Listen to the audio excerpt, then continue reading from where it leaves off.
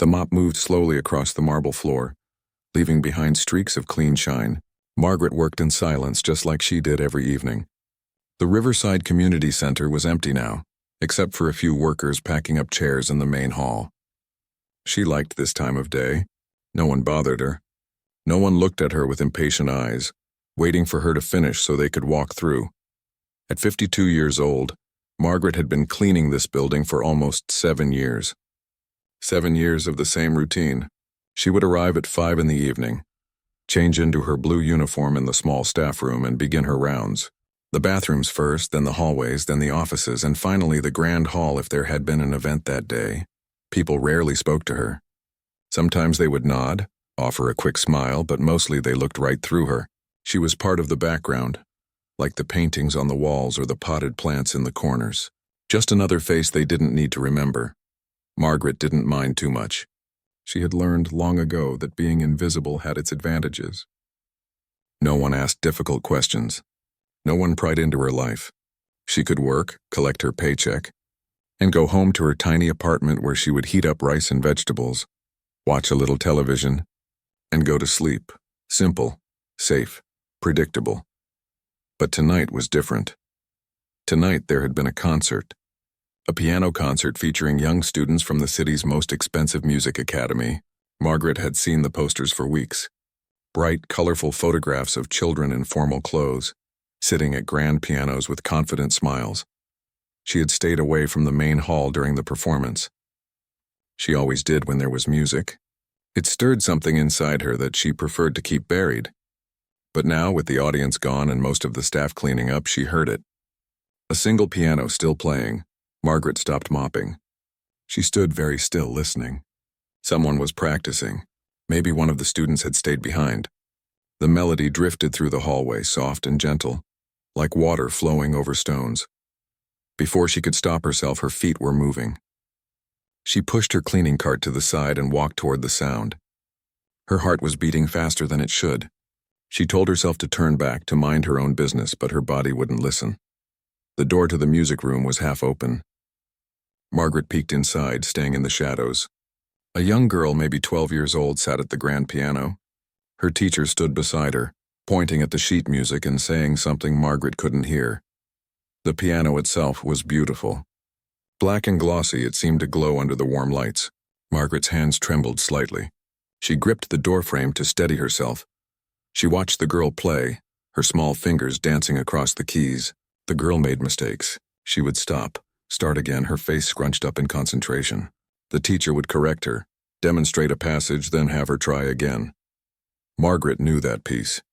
She knew it in her bones, in her muscle memory, in the quiet places of her heart where she kept all the things she tried to forget. Beethoven, Moonlight Sonata, first movement. She closed her eyes for just a moment and she was 22 again, young, hopeful, sitting at a different piano in a different country, her teacher's voice in her ear, gentle but firm. Feel the music, Margaret. Don't just play the notes. Feel them. Can I help you? Margaret's eyes snapped open. The teacher was standing in the doorway, looking at her with raised eyebrows. The girl had stopped playing and was staring too. Sorry, Margaret said quickly, her accent thick.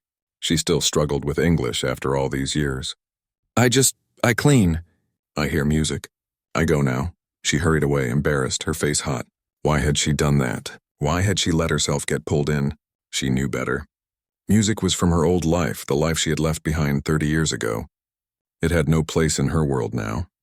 She grabbed her cart and pushed it down the hallway, the wheels squeaking slightly. But even as she tried to focus on her work, the music stayed with her. It played in her mind like a recording she couldn't turn off. The next evening there was another event. This time it was a fancy fundraiser. Margaret arrived early to make sure everything was spotless before the guests arrived. She cleaned the bathrooms until they sparkled, polished the mirrors, refilled the soap dispensers. By 7 o'clock, people started arriving. Margaret watched them from a distance as she worked. Women in expensive dresses and glittering jewelry. Men in dark suits laughing loudly, shaking hands. They moved through the building like they owned it, comfortable and confident. Margaret kept her eyes down as she passed them in the hallways. She had learned this trick years ago. If you don't make eye contact, people don't see you. You become part of the furniture. She was emptying a trash can near the main hall when she heard a woman's voice, sharp and clear. These flowers are unacceptable. Who arranged them? They look like something from a supermarket. Margaret glanced up. A tall woman in a red dress stood near the entrance, gesturing at a vase of roses. 2 other women stood with her, nodding in agreement. Victoria, you're being too harsh, one of them said, but she was smiling. I'm being honest, Patricia. If we're charging people $500 a ticket, the least we can do is provide decent flowers. The woman named Victoria noticed Margaret then. Her eyes swept over her, taking in the cleaning uniform, the trash bag, the worn shoes. For a brief moment, their eyes met. Then Victoria looked away as if Margaret was nothing more than air. Margaret finished emptying the trash and moved on. She had dealt with people like Victoria before. Rich, powerful, used to getting what they wanted. They weren't cruel exactly. They just lived in a different world. A world where cleaning women didn't matter. She worked through the evening, staying out of sight as much as possible. The event went well. She could hear laughter, music from a string quartet, the clink of glasses. When it finally ended around 10 o'clock, she began the cleanup. There was always so much waste at these fancy events. Half-eaten desserts, barely touched glasses of wine, crumpled napkins. Margaret worked methodically, filling trash bag after trash bag. She was in the music room, picking up empty glasses when she saw it again. The piano. It sat in the corner, silent and majestic. No one had played it tonight. It was just decoration, something pretty to look at. Margaret set down the glasses. She knew she shouldn't. She knew it was wrong. But her feet carried her toward the piano anyway. She stood in front of it for a long moment. Her reflection stared back at her from the glossy black surface. She looked old, tired. When had that happened? Slowly, carefully, she reached out and touched one key, middle C. The note rang out, clear and pure, filling the empty room. Margaret pulled her hand back quickly, as if the piano had burned her. Her heart was racing again. She looked around, making sure no one had heard. But the building was quiet. Everyone had gone home. She should go home too. Finish her work and leave, but instead she sat down on the piano bench. Just for a moment, she told herself. Just to remember what it felt like. Her hands hovered over the keys, shaking slightly. 30 years. It had been 30 years since she had played. Would she even remember? Had her fingers forgotten everything her mind had tried so hard to preserve? She pressed down on the keys, playing a simple scale. C major, up and down. The notes were stiff, mechanical. Nothing like the fluid playing she remembered from her youth. She stopped. This was foolish. She wasn't a pianist anymore. That dream had died long ago, buried under years of hard work and sacrifice and survival. Margaret stood up from the bench and went back to collecting glasses. But as she worked, she couldn't stop thinking about that piano. And she couldn't stop hearing the music in her head, still playing after all these years.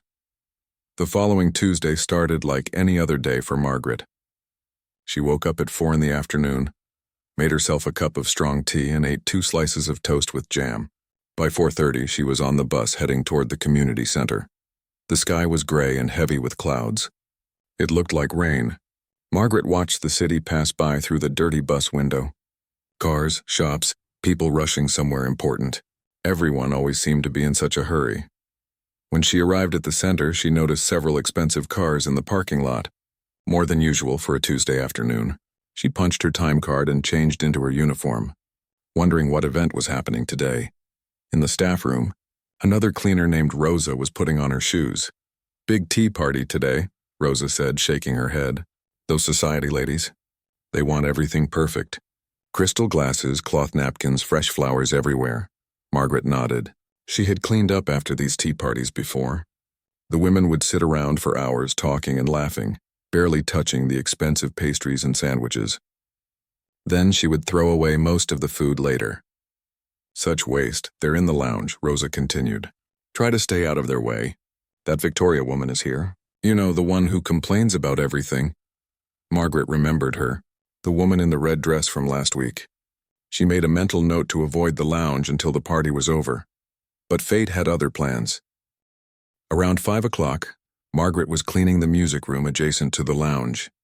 She could hear the women's voices through the wall. High-pitched laughter, the clink of teacups, someone talking loudly about a vacation to Europe. Margaret worked quietly, dusting the shelves, wiping down the windows. She was careful not to make too much noise. The last thing she wanted was to disturb them and have someone complain. She was reaching up to dust the top of a bookshelf when the door suddenly opened. Margaret jumped, startled. Victoria stood in the doorway holding an empty teacup. "Oh," Victoria said, looking surprised. "You're in here. Sorry, ma'am. I finish soon." Margaret kept her eyes down, her heart sinking. She should have checked if anyone was coming. Victoria walked into the room, looking around. "We need more hot water in the lounge." "Can you fetch some?" "Yes, ma'am." "Right away." Margaret set down her dustcloth and hurried past Victoria, heading toward the kitchen. Behind her, she heard more footsteps. The other women were coming into the music room. "Victoria, what are you doing?" someone called out. "Just getting some help," Victoria replied. "And look at this gorgeous piano. I didn't even know this room was here." Margaret wanted to keep going, to disappear into the kitchen and stay there until they left. But she could feel their presence behind her. She could hear their voices getting louder. "Does anyone play?" one woman asked. "I used to years ago," another answered. "I was terrible at it," they all laughed. Margaret reached the hallway, but something made her glance back. Through the open door, she could see Victoria standing near the piano. And Victoria was looking directly at her. Margaret's stomach tightened. She recognized that look. It was the same look she used to see on certain customers' faces when she worked in the factory. The look that said they were thinking of something amusing, something at someone else's expense. "You there," Victoria called out. "Come here for a moment." Margaret's feet felt heavy as she walked back into the music room. 4 women now stood around the piano, all holding teacups, all watching her with curious expressions. "What's your name?" Victoria asked. "Margaret, ma'am." "Margaret. Tell me, do you play piano?"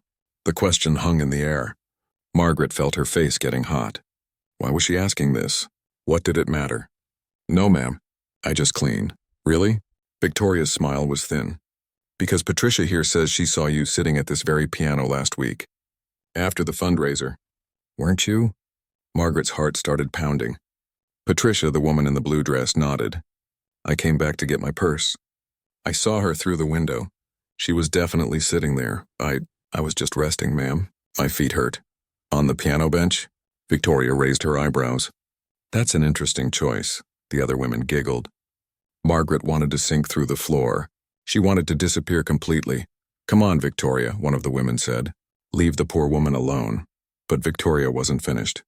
There was a gleam in her eye now, like a cat that had spotted a mouse. No, I'm genuinely curious. Maybe Margaret here has hidden talents we don't know about. Maybe she's secretly a concert pianist." More laughter. Margaret clutched her hands together, her palms sweaty. "Play something for us," Victoria said suddenly. It wasn't a request. It was a command dressed up as an invitation. "No, ma'am. I don't know how. Really, I should get back to work." "Oh, come on. Just a little something. Surely you know Chopsticks or Twinkle, Twinkle, Little Star." Victoria gestured toward the piano bench. "Sit down. We'd love to hear you play." "Victoria, this is cruel," another woman protested, but she was smiling too. They were all smiling. Margaret shook her head. "Please, I have work to do." "Just one song," Victoria insisted. She pulled out her phone. "It'll be fun. We never get to see the staff's hidden talents." Margaret looked at the door. She could make a run for it. Just leave the room and hide in the bathroom until they were gone. But her supervisor's words echoed in her mind from her first day on the job. "Be polite to the guests, always. If we get complaints, you're out." She needed this job. She couldn't afford to lose it. Patricia took her phone out too. "This could be entertaining. Are you recording?" the 4th woman asked, pulling out her own phone. "Good idea. Helen needs to see this. She'll be so sorry she missed tea today." 3 phones now pointed at Margaret. 3 women grinning, waiting for the show. Victoria gestured toward the piano bench again. More insistent this time. "Please, ma'am." Margaret tried one more time. "I really don't play." "Then you won't mind proving it," Victoria said sweetly. "Sit down." Margaret's legs felt like water. She walked slowly toward the piano, each step heavier than the last. The bench seemed very far away, and then suddenly she was there, sitting on it. The piano keys stretched out in front of her. Black and white, silent and waiting. Her hands trembled as she placed them in her lap.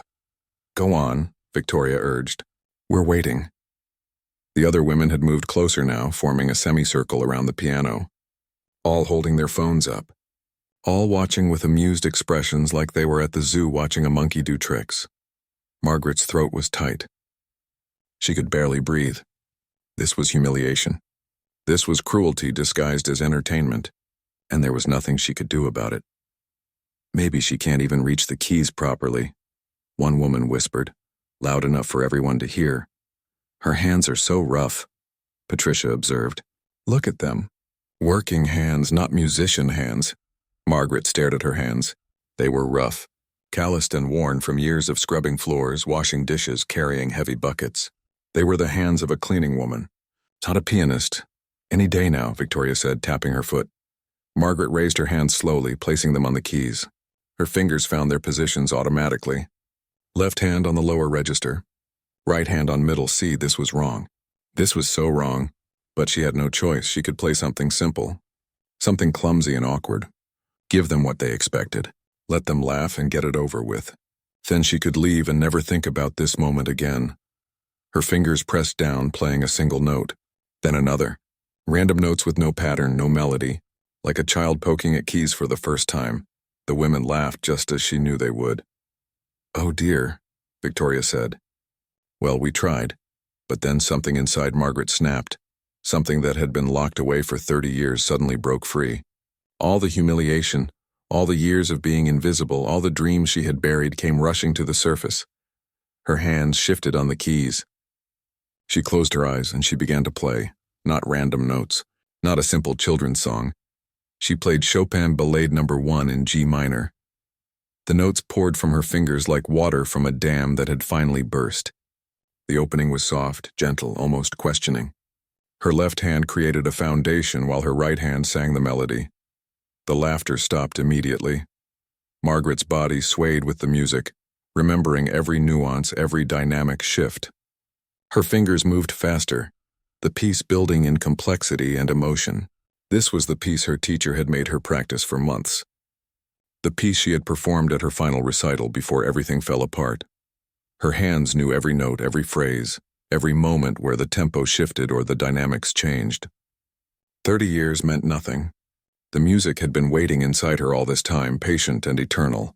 The melody climbed higher, more urgent now. Her fingers flew across the keys with increasing speed and confidence. The piece was technically demanding, full of rapid runs and complex harmonies, but Margaret played it perfectly, her muscle memory taking over completely. She didn't think about the women watching her. She didn't think about their phones or their shocked faces. She thought only about the music. The first movement built to its climax, powerful chords that seemed to shake the room. Then it softened again, becoming gentle and reflective, before building once more to a triumphant conclusion. When the final notes faded, Margaret slowly opened her eyes. The room was completely silent. Victoria stood frozen, her phone still raised but forgotten. Her mouth was slightly open, her face pale. Patricia had lowered her phone completely. The other two women looked like statues. Margaret's hands fell into her lap. She was breathing hard as if she had run a great distance. What had she done? For a long moment, nobody moved. The silence in the music room felt thick and heavy like the air before a thunderstorm. Margaret sat at the piano bench, her hands still trembling in her lap, staring at the keys that had just betrayed every secret she had kept hidden for 3 decades. Victoria was the first to recover. She blinked several times as if waking from a dream. Her phone slipped slightly in her hand before she caught it. That was... She started, then stopped. Words seemed to fail her. Patricia took a step closer to the piano. Where did you learn to play like that? Margaret didn't answer. She couldn't. Her throat felt closed, tight with emotions she didn't want to name. She had made a terrible mistake. She should have just played badly. She should have kept her secret buried where it belonged. Did everyone hear that? One of the other women, the one in the green dress, turned toward the doorway. Margaret followed her gaze and felt her stomach drop. At least a dozen people had gathered in the hallway. Other staff members, some building maintenance workers, even a few people who had been passing by outside. They all stood there staring into the music room with expressions of wonder and confusion. Then someone started clapping. It was Rosa, the other cleaner. She stood near the back of the crowd, her hands coming together in slow, deliberate applause. The sound echoed in the hallway. Then someone else joined in. And another. And another. Soon the entire group was clapping. The sound filled the space, growing louder and louder. Some people were even cheering. Margaret felt tears building behind her eyes. This was not how this was supposed to go. She was supposed to be invisible. She was supposed to be nobody. "Stop," she whispered, but no one could hear her over the applause. She stood up quickly from the bench, her legs unsteady. She needed to leave. She needed to get out of this room, away from all these staring eyes and this attention she never wanted. But Victoria stepped into her path. The tall woman in the red dress looked different now. The amused superiority was gone from her face, replaced by something Margaret couldn't quite identify. "Shock, shame, curiosity? Please," Victoria said quietly. "Wait, I need to work," Margaret managed to say. Her voice came out rough and broken. "That was Chopin," Patricia said from behind her. "Ballad number 1. I studied piano for 12 years and I could never play that piece. It's one of the most difficult in the classical repertoire." Margaret's hands clenched at her sides. Why had she done this? Why had she let them push her into this moment? She should have refused, should have walked away, should have accepted whatever consequences came from disobeying. "I made mistake," Margaret said, her accent thicker when she was upset. "I should not play.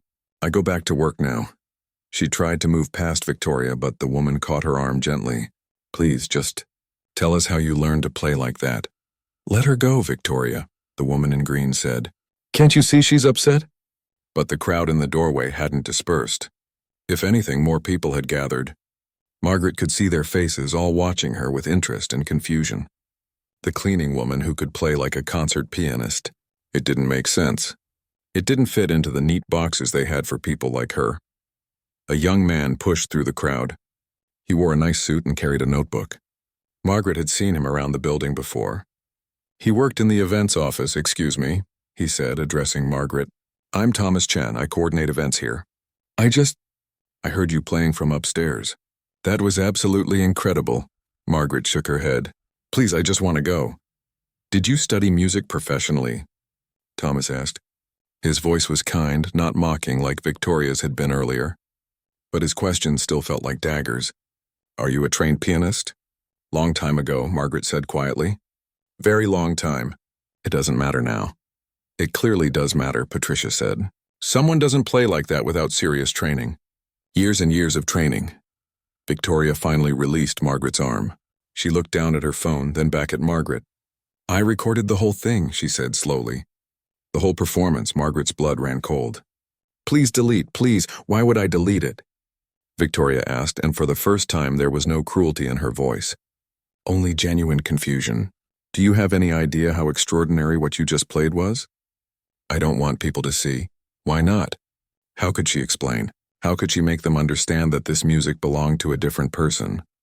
A different life. That Margaret the cleaning woman and Margaret the pianist could not exist in the same world? Thomas stepped closer. "What's your full name?" "Margaret Lynn. Margaret Lynn," he repeated as if testing how it sounded. "Would you be willing to play again? Here at the center? We could organize a proper recital." "No." The word came out firm and clear. "No, absolutely not. But why?" The woman in green asked. "You have an incredible gift," I cleaned. "That's what I do. That's who I am now."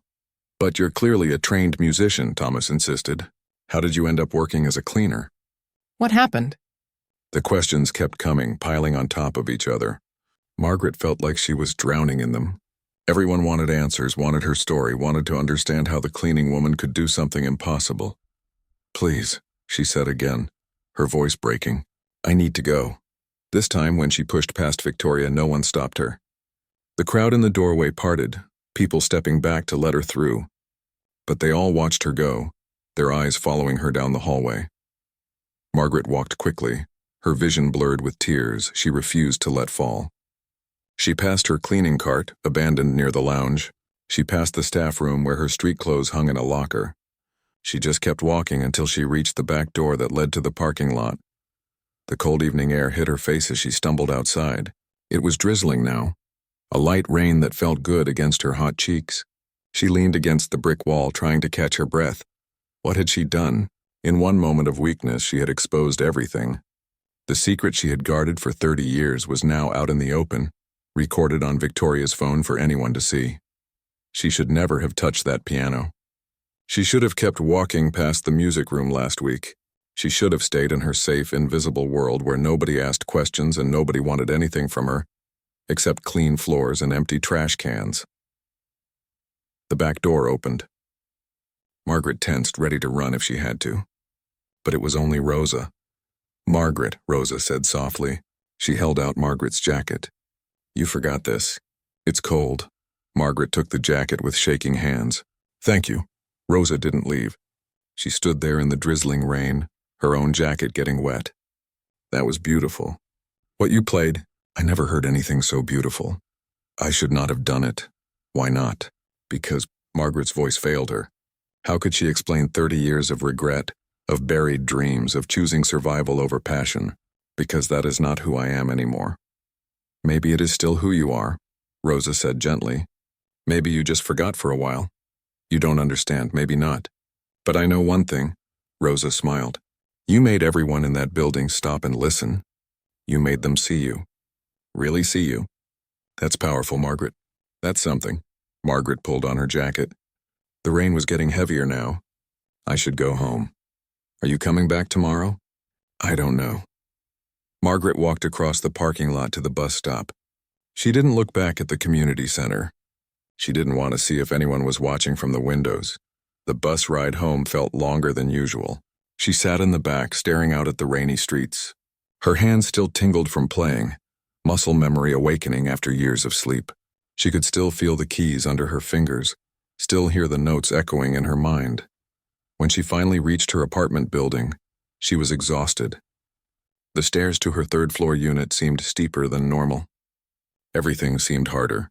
She unlocked her door and stepped into the small, quiet space. One bedroom, a tiny kitchen, a bathroom that barely fit a shower. This had been home for 7 years. Safe. Simple. Hers. Margaret made herself tea but didn't drink it. She sat at her small table, staring at nothing. Her phone buzzed in her pocket. She pulled it out and saw messages from Rosa. "Are you okay? Please message me back. That Thomas guy wants to talk to you tomorrow." Margaret turned off her phone and set it face down on the table. She didn't sleep that night. She lay in bed, staring at the ceiling, watching shadows move across the plaster as cars passed on the street below.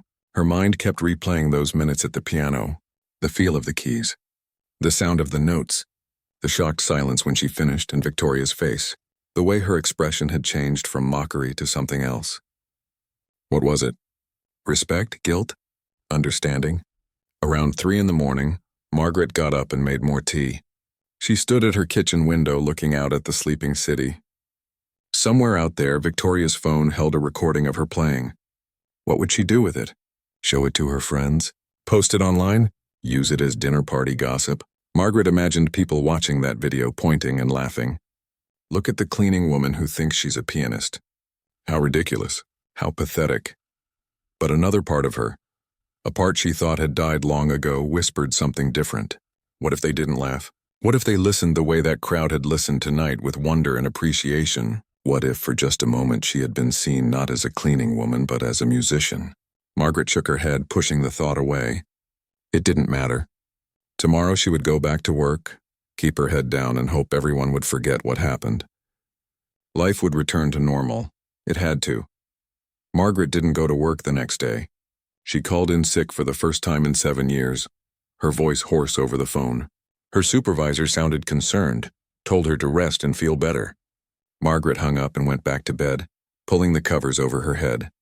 But she couldn't hide forever. On Thursday, Rosa called her 5 times. Margaret didn't answer. On Friday, there was a knock at her door. Margaret looked through the peephole and saw Rosa standing in the hallway, holding a container of homemade soup. "I know you're in there," Rosa called out. "I can hear you breathing." Margaret opened the door slowly. Rosa smiled and held out the soup. "You need to eat something, and we need to talk." They sat at Margaret's small kitchen table. The soup was good, warm, and comforting. Rosa waited patiently while Margaret ate, not pushing, just being there.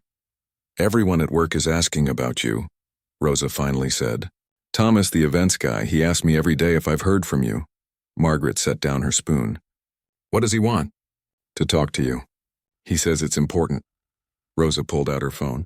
Also, you need to see something. I don't want to see Victoria's video. It's not just Victoria's video anymore. Rosa turned her phone to show Margaret. It's everywhere. Margaret stared at the screen. It was her, sitting at the piano, her worn uniform visible, her rough hands on the keys. The video had been viewed over 2 million times. 2 million. No, Margaret whispered. No. Keep watching, Rosa said. The comment section was full of messages. Thousands of them. Margaret's eyes skimmed over them, her heart pounding. This made me cry. So beautiful. Who is this woman? She plays like a master. I can't believe she's just a cleaning lady. There must be more to her story. The way those women were treating her at first makes me so angry. Thank goodness she showed them.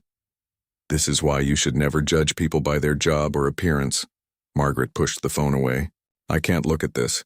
There's more, Rosa said gently. Thomas posted it on the community center's page. He wrote something about it. Here, I'll read it to you. Before Margaret could protest, Rosa began reading from her phone. This is Margaret Lynn, one of our evening custodial staff.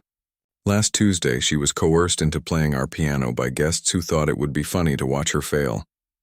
Instead, she played Chopin's Ballad No. 1 flawlessly. We are ashamed that our guest treated a member of our staff this way, and we are in awe of Margaret's extraordinary talent. If anyone knows more about her background, please reach out. This woman deserves to be celebrated, not mocked.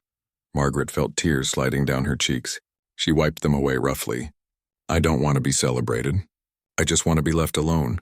Why? Rosa asked. Margaret, you have an incredible gift. Why are you hiding it? Because it hurts too much. The words hung in the air between them. Rosa reached across the table and took Margaret's hand. Tell me, please, what happened to you? And maybe it was because she was tired of carrying the weight alone. Maybe it was because Rosa's kindness had finally cracked something open inside her. Or maybe it was simply time for the truth to come out. Margaret began to talk. She told Rosa about growing up in Taiwan, in a small apartment where her parents worked long hours at their restaurant.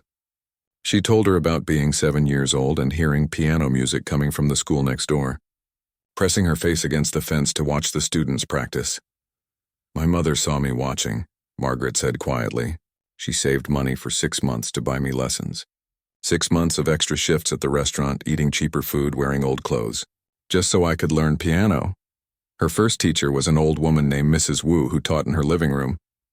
Margaret went twice a week after school, walking 30 minutes each way. She practiced on Mrs. Wu's old upright piano because her family couldn't afford one. I was good, Margaret said. Mrs. Wu said I had natural talent. But talent means nothing without practice. So I practiced at school during lunch. I practiced at Mrs. Wu's house before and after lessons. I practiced anywhere I could find a piano. When she was 13, Mrs. Wu took her to meet her own former teacher, Master Zhang. He taught at the National Conservatory, only accepted the most promising students. He listened to Margaret play for 10 minutes, then agreed to take her on. That was the happiest day of my mother's life, Margaret said, her voice breaking. She cried. My father opened a bottle of expensive wine he'd been saving for years. They were so proud. For the next 9 years, Margaret's life revolved around piano. She practiced 6, sometimes 8 hours a day. Her fingers bled. Her back ached. But she loved it. She loved the way music made her feel alive, made her feel like she could express things she had no words for. She performed in competitions, won awards. She gave recitals at the conservatory. Master Zhang told her parents she had the potential to be great, truly great. Maybe even study abroad, perform internationally. I was 22, Margaret continued, about to graduate. Master Zhang was arranging auditions for me at music schools in America and Europe. Everything was perfect. Everything was finally coming together. Then her father got sick. It started with fatigue, then pain. By the time they found the cancer, it had spread too far. The doctors gave him 6 months, maybe a year with treatment. Treatment was expensive, Margaret said. Very expensive. My parents had some savings, but not enough. The restaurant was barely making money. My younger brother was still in high school. My sister was in middle school. Rosa squeezed her hand. Oh, Margaret. I tried to keep studying. I really did. But I had to work to help pay for treatment. I got a job at a factory, working night shifts. I would go to lessons and practice during the day, then work all night. I barely slept. Master Zhang was understanding at first, but Margaret's playing suffered. She was too tired, too distracted, too worried about her father. Her technique remained strong, but the emotion was gone. Music became just another task on her endless list. Then my father died, Margaret said flatly, 5 months after diagnosis. We spent all our savings on treatment that didn't work. We had debt, huge debt, and no way to pay it. The restaurant closed. Her mother took 2 jobs cleaning offices. Her brother dropped out of school to work. And Margaret, who was supposed to audition at prestigious music schools, who was supposed to have a brilliant career, had to make a choice. Master Zhang offered to help. He said he could loan us money, help us get back on our feet. But I knew we could never pay him back. We would be in debt to him forever. My mother would never accept that. So Margaret made a different choice. She quit the conservatory 3 months before graduation.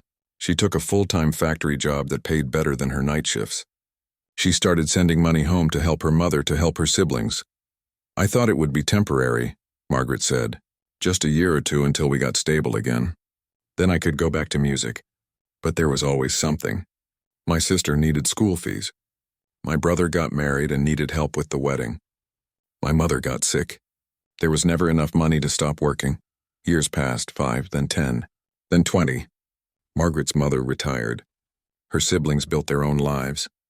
But by then, Margaret was 38 years old, working in a factory in Taiwan with no degree, no career, nothing to show for her talent except memories and regret. I stopped playing completely, Margaret said. I couldn't bear it. Couldn't bear to remember what I had lost. It was easier to pretend I had never been a pianist at all.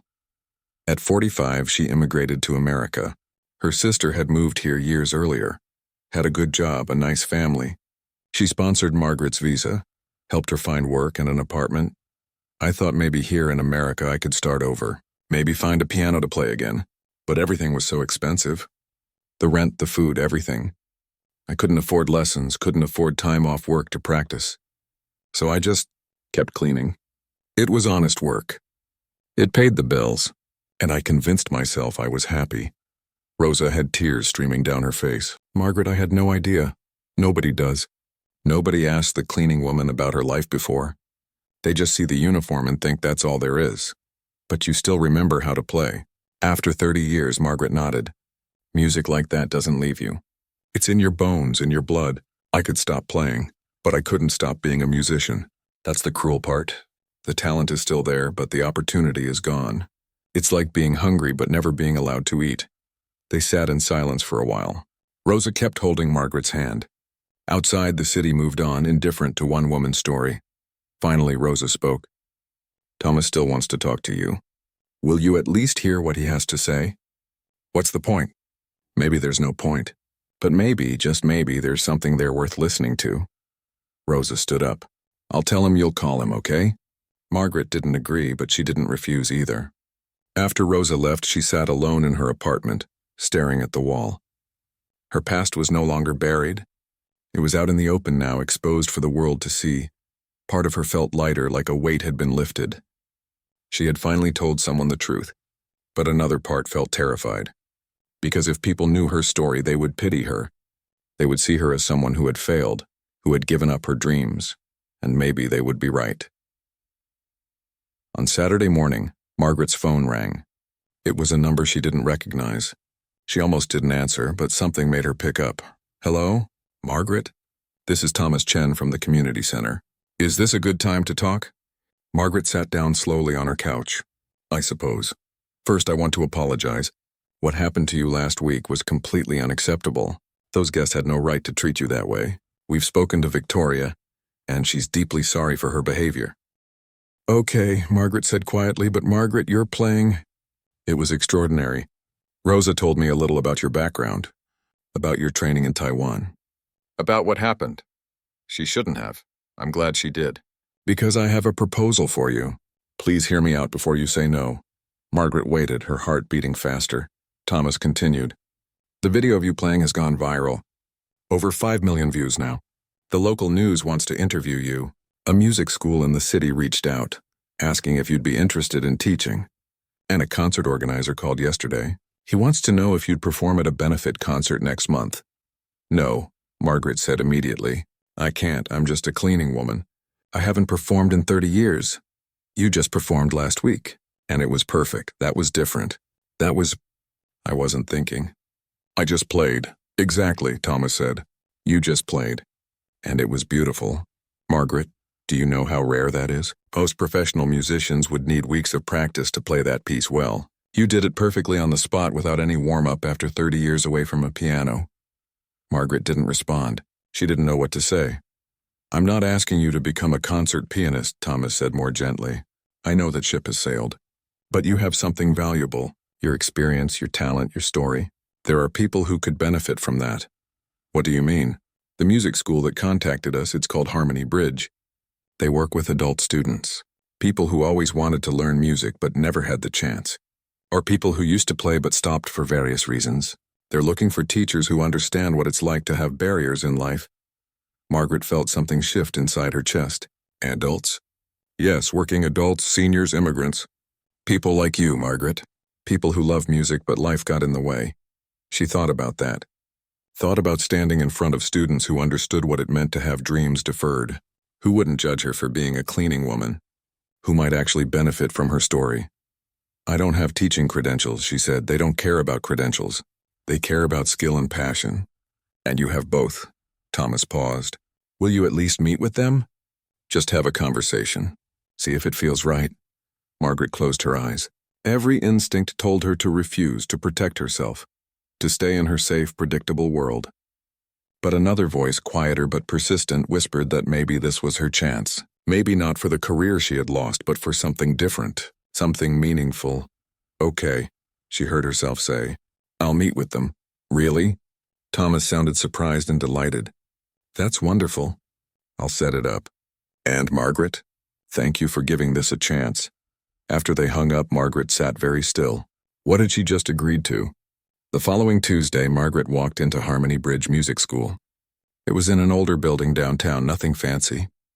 The walls were covered with photos of students, young and old, sitting at pianos and holding guitars and violins. A woman in her 50s greeted her warmly. Margaret, I'm Linda Hayes, the director. We're so thrilled to meet you. They sat in Linda's office, drinking tea. Linda explained how the school worked.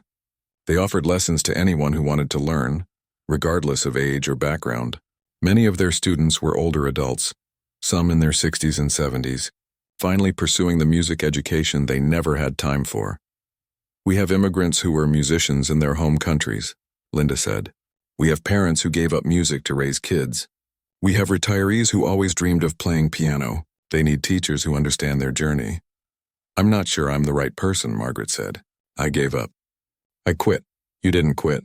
You made an impossible choice between your dream and your family. There's a difference. Linda leaned forward. Margaret, our students need to see someone like you. Someone who faced real obstacles but still has that fire inside. That matters more than any credentials. They talked for over an hour. Linda showed her the teaching studios, introduced her to other instructors. One was a former jazz musician who had driven a taxi for 20 years. Another was a violinist who had worked in construction to support her family. We all have stories, Linda said. That's what makes this place special. We teach from experience, from the heart, not just technique, but the emotional truth of music. By the time Margaret left, she had agreed to teach 2 days a week. Beginner piano students, adults only. She would start after training next month. Walking home, Margaret felt something she hadn't felt in years. Not quite hope, but close to it. Like a door she thought was permanently closed had opened just a crack. The video continued to spread. The local news did eventually interview her, though Margaret kept it brief and private. She didn't want fame. She didn't want attention. But she did want people to understand that life was complicated, that dreams didn't always die. They just transformed.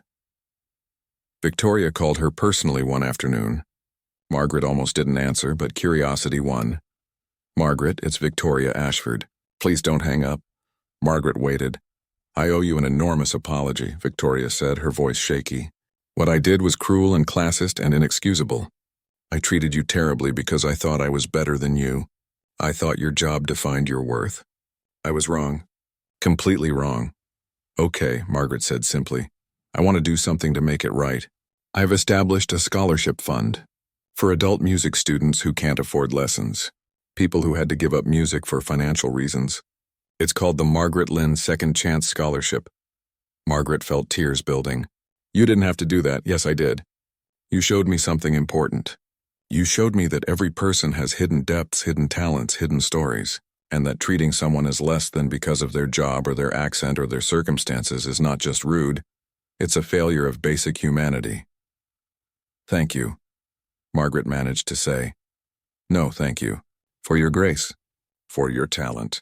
For teaching me a lesson I badly needed to learn.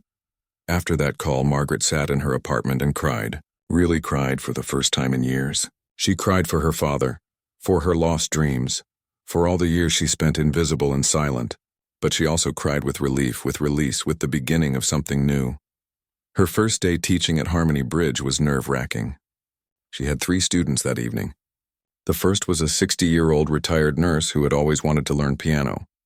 The second was a 40-something immigrant from India who had studied classical music as a child. The third was a young mother who played as a teenager but stopped after having kids. Margaret told them her story. She told them about Taiwan, about her father, about giving up the conservatory. She told them about spending 30 years away from music, and she told them that it was never too late, that the music never really leaves you. I won't lie to you, she said. Learning piano is hard. Being good takes time and practice and dedication. But if you love it, if it feeds something in your soul, then it's worth it. Even if you never perform on a stage. Even if no one hears you but yourself. Her students listened with shining eyes. They understood. They had their own stories of deferred dreams and second chances. Teaching filled something in Margaret she didn't even know was empty. Watching her students struggle through scales and celebrate small victories reminded her why she had fallen in love with music in the first place. It wasn't about perfection or fame or impressing anyone. It was about the pure joy of creating something beautiful. She continued her cleaning job but reduced her hours. The pay from teaching helped, and Linda promised more students as word spread.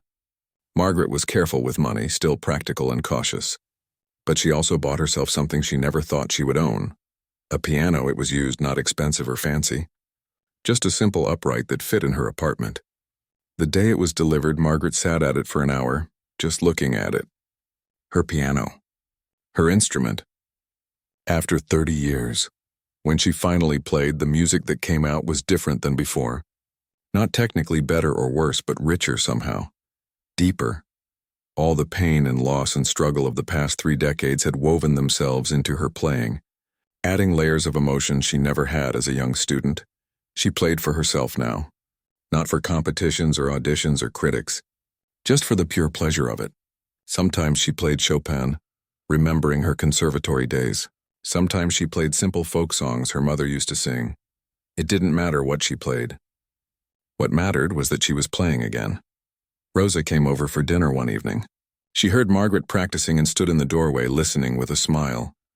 You look happy, Rosa said when Margaret finished. I am happy, Margaret realized. Not the way I thought I would be. Not the career I dreamed of. But happy. Sometimes life gives us what we need instead of what we want, Rosa said wisely. One day, Margaret received an email from Master Zhang in Taiwan. Someone had sent him the viral video. He was elderly now, in his 80s, but his message was clear and warm. Dear Margaret, I always wondered what happened to you. I was sad when you left the conservatory, but I understood. Family comes first. I want you to know that I am proud of you. Not just for your playing, which remains excellent, but for your character.